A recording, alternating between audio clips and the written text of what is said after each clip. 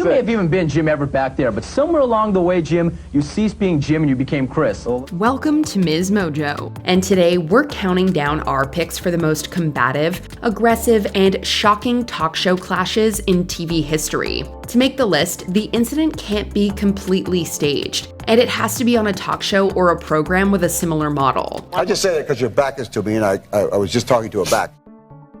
Number 30, Meg Ryan versus Michael Parkinson. Parkinson. In 2003, Ryan went onto the UK's Parkinson to promote her work in the film In the Cut. Instead of getting positive publicity and perhaps a boost at the box office, she uncomfortably clashed with the host. You said once that acting was not in your nature. I did. You did say that, yes, Okay. You did say that. Perceiving the actor was being rude to his other guests, Parkinson admonished her throughout as Ryan gave brief responses. When he asked her what he should do, Ryan told him to, quote, wrap it up, drawing nervous laughter from the audience. If you were me, what would you do now? Well, just wrap it up. Afterward, the two exchanged a public war of words. Ryan called Parkinson a, quote, nut, and he treated her like a, quote, disapproving dad. The host called her a, quote, unhappy woman. In 2021, a couple of years before his passing, Parkinson offered a public apology to Ryan. Number 29, Running from the Question. Piers Morgan Live. After unsuccessfully winning Delaware's senator election in 2010, Republican Christine O'Donnell popped up on CNN's Piers Morgan Live in 2011. Because I don't think it's relevant. It's not a topic that I choose to embrace. It's not what I'm championing right now. I've been there, done that. Promoting her book with a title that sounds very familiar today, Troublemaker, Let's Do What It Takes to Make America Great Again, she soon did something bizarre. As Morgan was asking O'Donnell about her stance on gay marriage, she kept dodging the question and claimed her beliefs were in her book. But Morgan wouldn't let this strange reaction go and kept pressing, causing his guest to call him rude.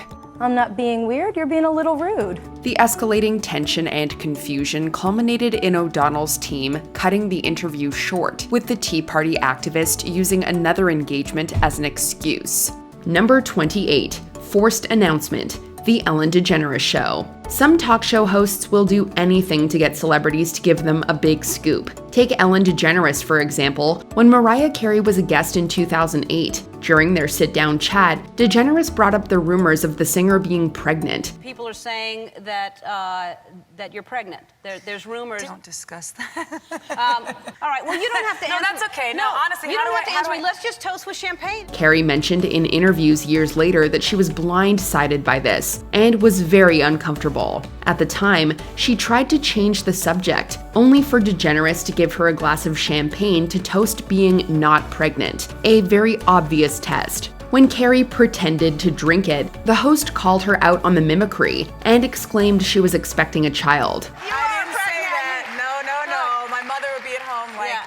on the No. computer, like, what are you talking about? Well, No, we will let you know when we're gonna have a No, family. you won't. Yes, I would. No. They always say that when they're sitting on the show, and then I read about it Do the you next have this- day. Not long after this incident, Carey sadly miscarried. Number 27, Calling Out Corden, The Late Late Show with James Corden. Sometimes context from years later can make a somewhat innocent talk show moment seem much more combative. In 2022, James Corden was the villain of the hosting world after he was allegedly rude to waiting staff at the Balthazar restaurant.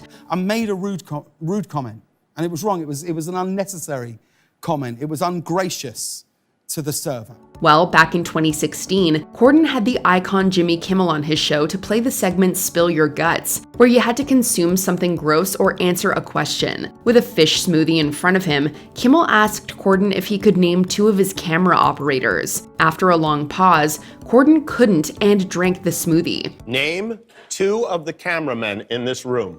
With hindsight, this led to speculation that Kimmel did this to embarrass the English host due to his apparent rude attitude. Number 26, Morton Downey Jr. versus Kelly Everts, The Morton Downey Jr. Show. Considered one of the pioneers of trash TV, Morton Downey Jr. brought on Kelly Everts, also known as Rasa von Werder, as a guest on his controversial program in 1988. She was invited after gaining publicity for combining exotic dancing with religious services. Don't you ever claim you do this in the name of God. Immediately, it was uncomfortable as Downey made crass jokes. Throughout, he yelled misogynistic insults at Everts. When she stuck up for herself, he thrusted his pelvis on her, which was bizarre and gross. At one point, Downey aggressively yanked her microphone away and even broke her shoulder strap.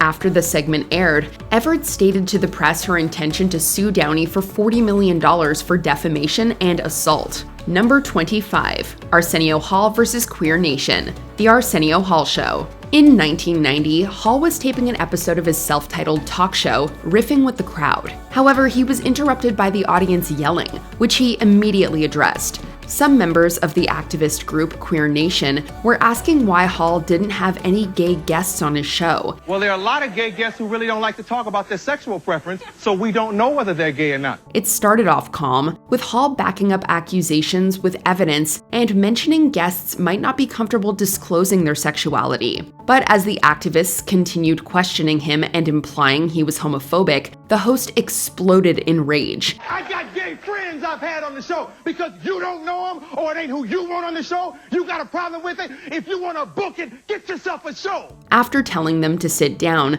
a fired-up Hall monologued that he would never discriminate against a guest for their sexuality. His rage even continued when Paul Hogan was brought out, frightening the Australian actor. Number 24, Jimmy Kimmel vs. Jay Leno, The Jay Leno Show. In his short-lived, self-titled show, Leno brought on rival Kimmel for his 10 at 10 segment in 2010. Straight away, there was tension, as Kimmel made several insulting jokes against Leno, causing the audience to grip their seats and nervously laugh. If you got to interview anyone in the world, who would it be? You and Conan together. Oh, okay. I would like to have the two of you. Soon after, Kimmel took several shots at the longtime The Tonight Show host, berating him for mistreating Conan O'Brien, who had replaced Leno on the show before he returned, outing his successor along the way. Every time the scandal was brought up by Kimmel, Leno tried to move the segment along or make brief jokes. However, Kimmel wasn't letting go. By the end, he jokingly pleaded with Leno to leave their programs alone, as they have kids to feed and he only has cars. Conan and I have children. I'm sorry. All you have to take care of is cars. That's right. I mean, we have lives to lead here. You've got $800 million. For God's sakes, leave our shows alone. Number 23. Crispin Glover vs. David Letterman, Late Night with David Letterman. As Glover arrived on Letterman's stage in 1987 to promote his work in River's Edge, something was amiss with his long hair, nervous energy, and unusual clothing. Letterman was seemingly annoyed with his painted-on smile as Glover rambled on. Do you do a lot of television shows? Oh yes, now because I've been in movies that are big and I'm a movie star, so I've been on talk shows on the Johnny Carson show, and now I'm here. But it got worse. The actor then asked Letterman if he wanted to arm wrestle, which the host wasn't keen on. When Glover kicked near Letterman's head, he had enough and walked off, shrugging off Glover's hand that grabbed him. When he returned, Letterman insinuated that Glover was forced to leave. Welcome back to the show. We're running a little short of time tonight. I would have loved to chat more with Crispin Glover, but I understand he had a cab to catch. Those who watched 1991's Ruben and Ed might have seen the similarities between Glover's film character and his awkward portrayal on that infamous Letterman night. Number 22, Tucker Carlson vs. Jon Stewart, Crossfire. Before he was a big-time Fox political commentator who got fired, Carlson was a co-host on CNN's Crossfire, a debate show. In 2004, Stewart guest appeared to promote his book, and he saw the chance to lay into Carlson and the program and took it. The bow tie-wearing commentator insulted Stewart too, defining his speeches as, quote, boring. I think you're a good comedian. I think your lectures are boring. Let me ask you a question on the news. Now, this is theater. Stewart responded by describing Carlson's work on the show as, quote, not honest and partisan hackery. Yikes. Carlson kept retaliating with juvenile insults and interrupting Stewart's concise criticism. The tense segment reached its peak when the TV host called Carlson a certain male appendage. Now you're getting into it, I like that. The scandal on screen was so bad that it supposedly led to Carlson being fired from the network and Crossfire being cancelled several months later. Number 21. Badly facing the allegations. Newsnight. For a guest to be confrontational with a host, the victim of their alleged crimes, and a whole country is pretty intense. This interview was so disastrous for Andrew and the UK royal family that it resulted in lawsuits, his removal from public duties, and police investigations. You said you went to break up the relationship, and yet you stayed at that New York mansion several days. I'm wondering how long. But I was doing a number of other things while I was there. Andrew denied knowing Virginia Giuffre, who he was accused of assaulting after she was trafficked by Epstein, even though there was a photo of the two of them. He made bizarre excuses, including claiming that Giuffre's account is incorrect since he couldn't sweat at the time after an adrenaline overdose. Near the end, the final nail in the PR coffin was Andrew describing Epstein's crimes as, quote, unbecoming, causing interviewer Emily Maitlis to interject Epstein was a sex offender. The problem was the fact that once he had been convicted, you stayed with him. I stayed with him. Number 20. Aziz Ansari calls out CBS. The Late Show with Stephen Colbert. Representation has been a topic of discussion in show business for a long time, and it's something that Aziz Ansari has spoken candidly about. Stephen's the first late-night host from South Carolina. Right. And the bajillionth white guy. So, during an interview with Stephen Colbert, the Parks and Rec comedian took some not-so-subtle jabs at CBS's track record when it comes to diversity. And Ansari managed to do it while still being funny. This is like an all-time high for CBS. Yeah. Fortunately, Colbert was able to roll with it and poke some fun of his own, diffusing potential awkwardness and making it easy to focus on the comedian's point. You've written the best-selling book, Modern Love? Modern Romance. Sorry, really? Let's call it Modern Romance. Really? My card says Modern Love. Oh, somebody's gonna get fired. Wow. God, I hope it's a white guy. Number 19. Abel Ferrara awkward interview. Late Night with Conan O'Brien. Conan O'Brien has interviewed almost every celebrity imaginable, so the fact the host picked Abel Ferrara as his most difficult interview means something. Ask you about the Conan. There you go. All right. Dennis. Cool. All right, you just passed our sobriety test here. All right. I know. From the very start, the accomplished filmmaker comes across as though he'd rather be anywhere else. Yeah. Beat him up. You can beat him up. Why did she want maybe you? Tomorrow. Why did she want you to beat up Harvey Keitel? You tell me why. Despite Conan's best efforts to get a conversation going, Ferrara mostly mumbles through a couple of half stories about Madonna and Harvey Keitel while playing around with a cigarette. As awkward as this interview is, there is almost a comedic brilliance to it, especially since it kind of ends on a punchline. Abel Ferrara will be right back. Yeah, we're gonna... Number 18. Norman Mailer versus Gore Vidal. The Dick Cavett Show. I'd really like to get into a discussion with Gore. He's been saying absolutely unspeakable things about me. He's been acting even worse than he usually does as a polemicist. You know, he's really, he's shameless in intellectual argument. He's absolutely without character, a moral foundation, or even intellectual substance. The Dick Cavett Show had its share of explosive sessions over the years, but few compare to the sheer ferocity that defined Norman Mailer and Gore Vidal's segment. Norman did a book on women's liberation.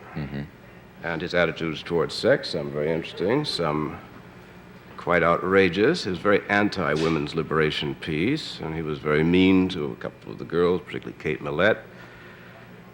And I answered his piece, and a number of others. You know, Norman is taking everything too personally. While everyone got their licks in, Mailer was the driving force behind this confrontational debate, with the writer mocking Vidal's career, personality, and pretty much everything besides his political campaign. I guarantee you I wouldn't hit any of the people here because they are smaller.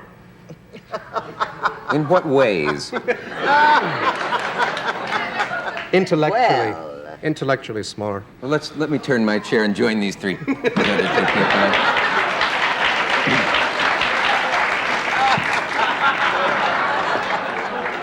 Perhaps you'd like 2 more chairs to contain your giant intellect.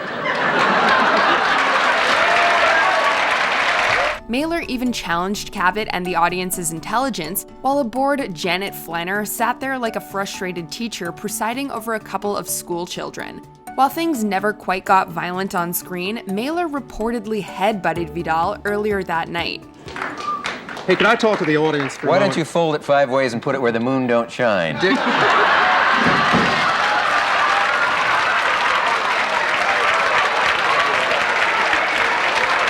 Number 17, a rude interruption, the Wendy Williams show.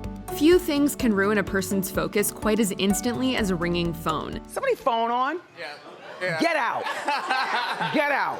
During a recording of the Wendy Williams show, the host found her train of thought interrupted by the sound of a ringtone, a crime that could not go unpunished.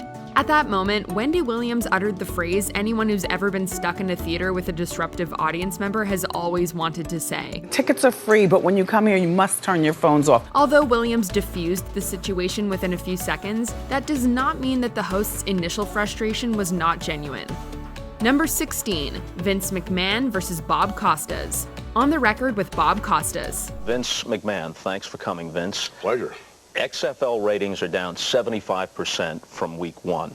They now rival the lowest ratings ever in prime time, not just for a sports program, but for any television show. Right. Can you guarantee me right now that there will be a year 2 for the XFL? While some discussions start gently and gradually grow more confrontational, Bob Costas' interview with WWE's Vince McMahon is underpinned by a palpable fierceness right from the start. But in most people's minds, not with prestige because of the type of programming you're associated with. On the other hand, NBC has prestige. Right. They risk not just dollars, they risked prestige. Coming across more like an interrogation than a discussion, Costas grilled his guest on the failings of the XFL, a then new football league created by McMahon that would ultimately go bust within a year of debuting, while also not painting professional wrestling in the most positive light. You want to let me finish here for a second, pal? I'm asking you the question. Then shut your mouth and let me answer the question, all right? I'll be happy to answer. Let me finish. By the time the interview came to an end, McMahon appeared on the verge of body slamming the host, although the pair would meet up for a much more cordial episode a year later. Number 15, Bill Maher kicks out an audience member. Real Time with Bill Maher. This long-running show tackles sensitive and controversial topics using irreverent humor that adds to the debates without necessarily overshadowing them. Like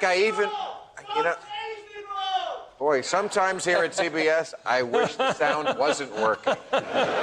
Typically cool as a cucumber, Bill Maher is always in command and does not react kindly to any attempts to hijack a panel, especially from hecklers. Or do I have to come over and kick this guy's ass out of here? While the first heckler received a personal goodbye from Maher, the tension only escalated from there, as waves of unrest echoed from the audience.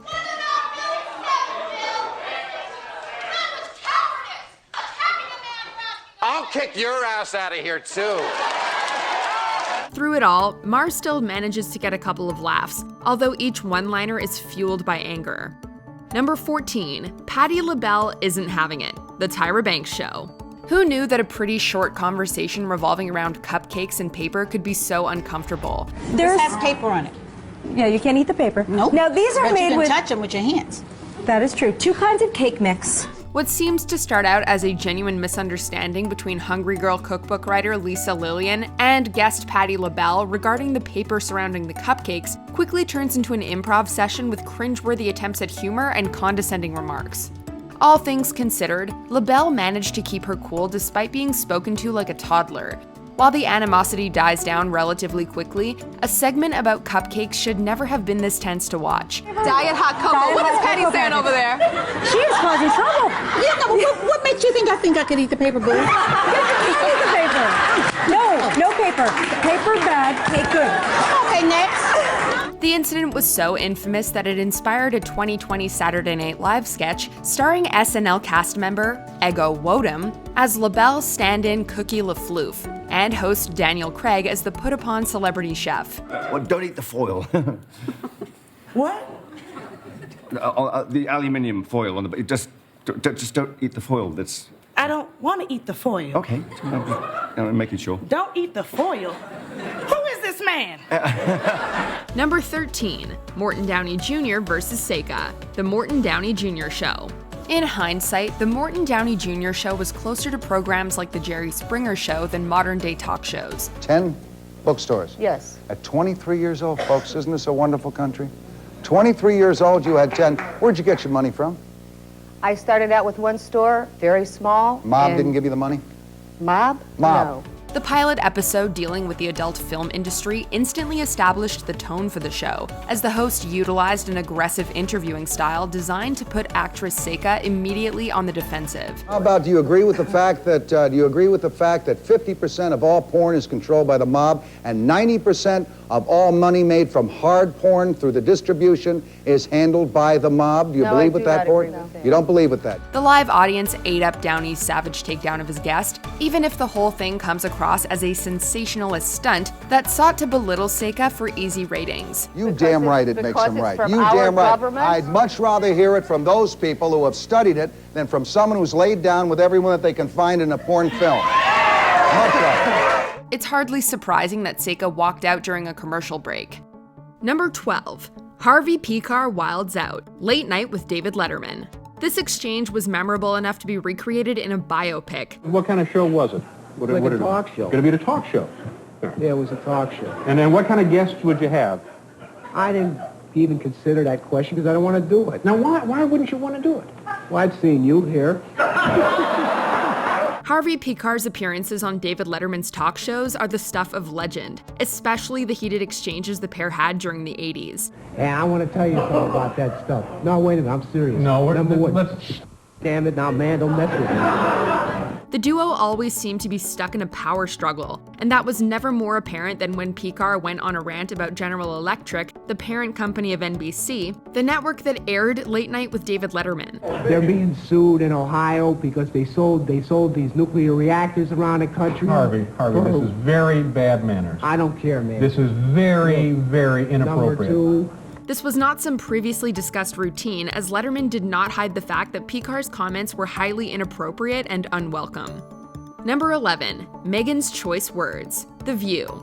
Political discussions naturally tend to grow a bit fiery, but certain words are practically never heard on daytime television. But he was sort of negging Lindsey Graham at the same time, and I even tweeted last night. Who was doing The president was. Against Watch Lindsey? the rally, yes. Wow. While Meghan McCain and Joy Behar are known to snap at each other, The View's co-hosts usually refrain from using profanity. I know you're angry. I get it that you're angry that Trump's president, like a lot of people I'm angry are. about every single but thing I don't he's doing. think yelling at me is gonna fix the problem. While debating a Trump rally, McCain grew increasingly frustrated with Behar's occasional interruptions. It reached the point that Whoopi Goldberg had to try and cool down the panel. But being the sacrificial Republican every day, I'm just trying to... Here's the thing. Don't feel bad for me, because... McCain and Behar have had several blowouts over the years, but this was one of the more memorable ones. Number 10. Cher versus Letterman. Late Night with David Letterman. It's rare that a talk show interview starts out confrontationally, then becomes progressively calmer. Is this as good as it gets? But that's exactly what happened when Cher first appeared on Late Night with David Letterman. You know, I know you didn't want to come on here for the longest time, so why finally, after nearly 4.5 years, did you decide to come on? I don't know. I thought it was one reason, but I'm sure that couldn't be it. What is the reason you thought it was? I wanted to pay my hotel bill. During the initial stages, Letterman attempted to learn why Cher had previously rejected the show's invitations, and there was a definite tension during these moments that made the exchange uncommonly awkward. Now let's explore this a little. Why? Because you thought I was An ass.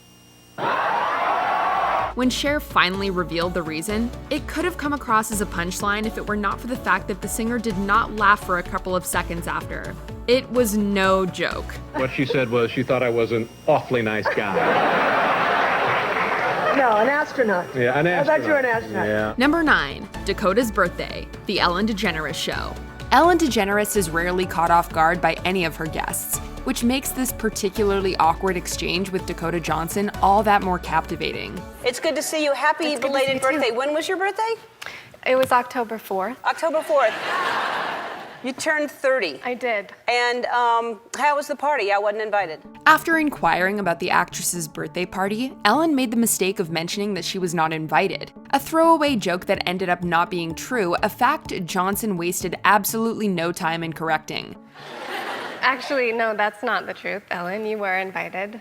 Last time I was on the show, last year, you gave me a bunch of shit about not inviting you, but I didn't even know you wanted to be invited. Well, who doesn't want to be invited to a party? Well, I didn't even know you liked me. Ellen's comedic timing does manage to diffuse some of the tension out of the situation, although that does not make the interview's opening few minutes any less uncomfortable to watch. Ask everybody. Ask Jonathan, your producer. Who said you were? I was invited? Right. Why didn't I go? I don't know. Was it? Oh yeah, I had that thing.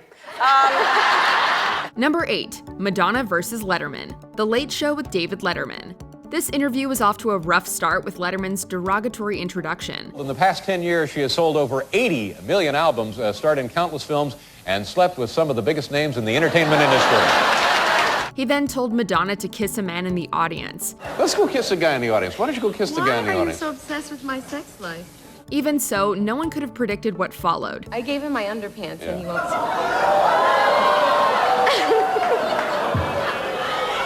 That's not where they go. No, believe me, that's where the underwear goes.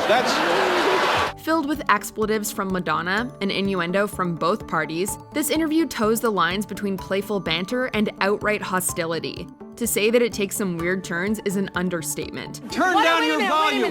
Turn the volume down immediately. She can't be stopped.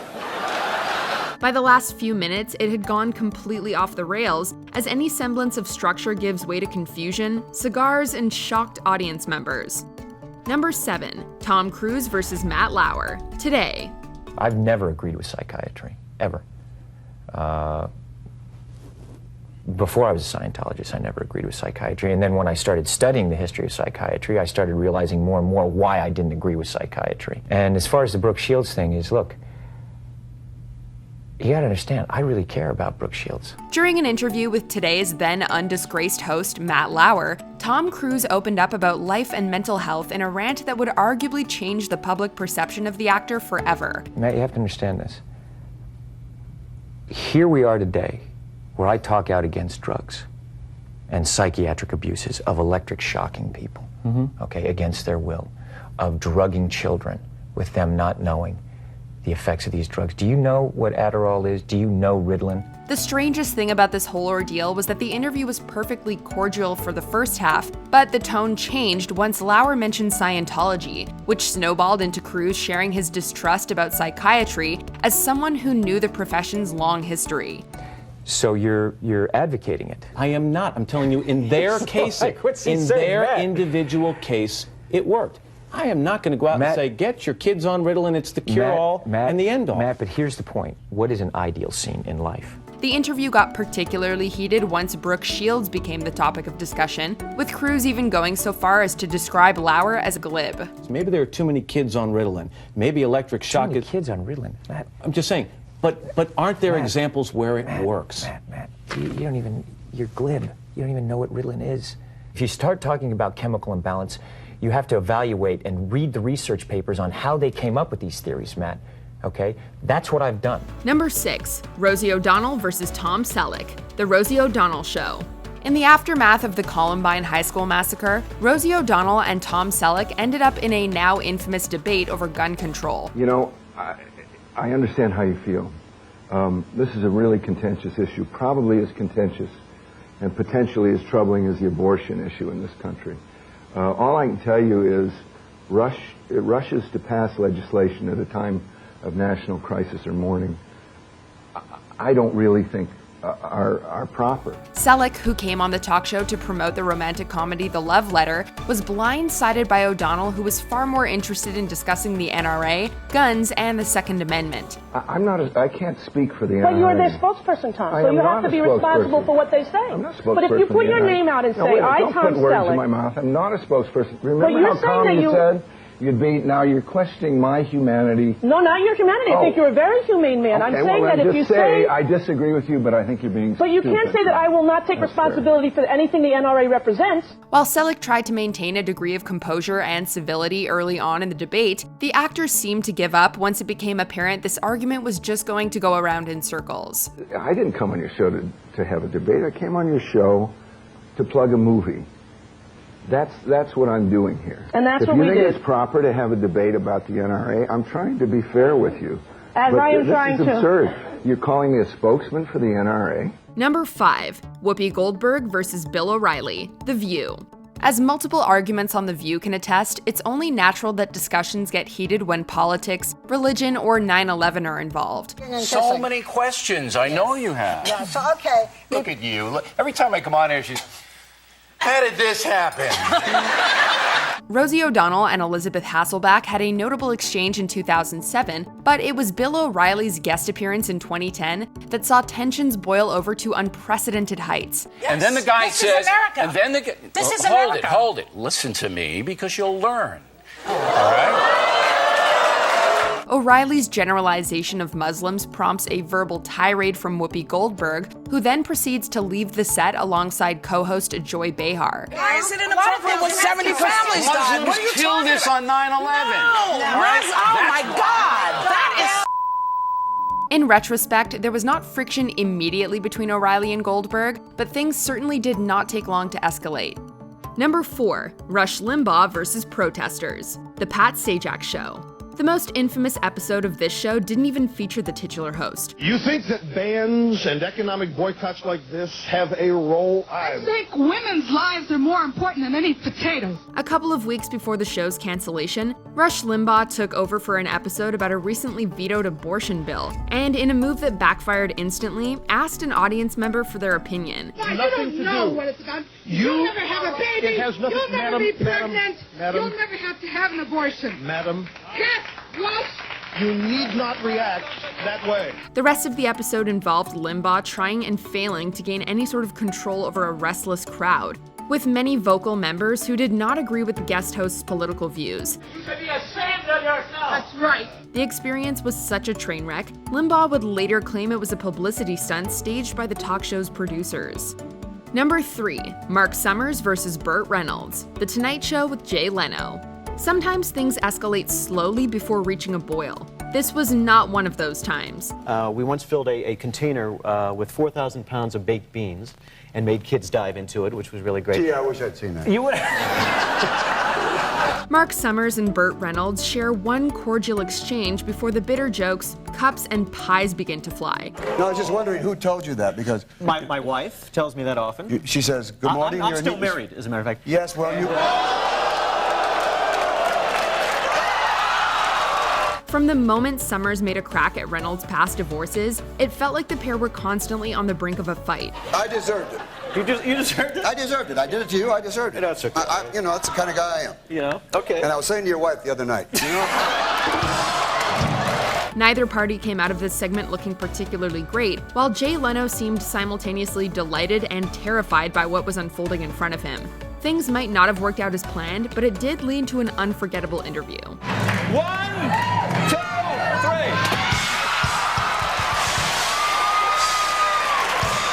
3. Number 2. Geraldo. While sometimes arguments arise from unlikely pairings, certain situations are purposefully crafted to spark controversy and hostility. If you have true belief in your convictions and your movement is as good and as powerful as you say it is, why are you afraid to let other people speak? Why are you not like other minorities and allow other people to pursue whatever happiness they find in whatever religion they find? When Geraldo invited a white Aryan resistance youth member onto the same show as civil rights activist Roy Innis, the talk show presumably anticipated a few fireworks, although a full-on brawl presumably exceeded the expectations of even the most ambitious of TV execs. The reason why I do that is because I get sick and tired of hearing the sob stories from I get sick and tired of seeing Uncle Tom here sucking up trying to be a white man. Go ahead, Roy, go ahead. Now, let me tell you.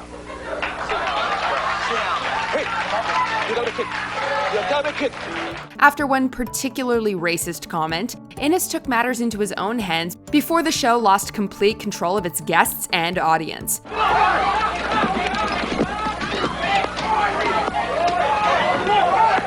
By the end, Geraldo Rivera ended up with a broken nose and a ratings smash. Before we continue, be sure to subscribe to our channel and ring the bell to get notified about our latest videos. You have the option to be notified for occasional videos or all of them. If you're on your phone, make sure you go into your settings and switch on notifications.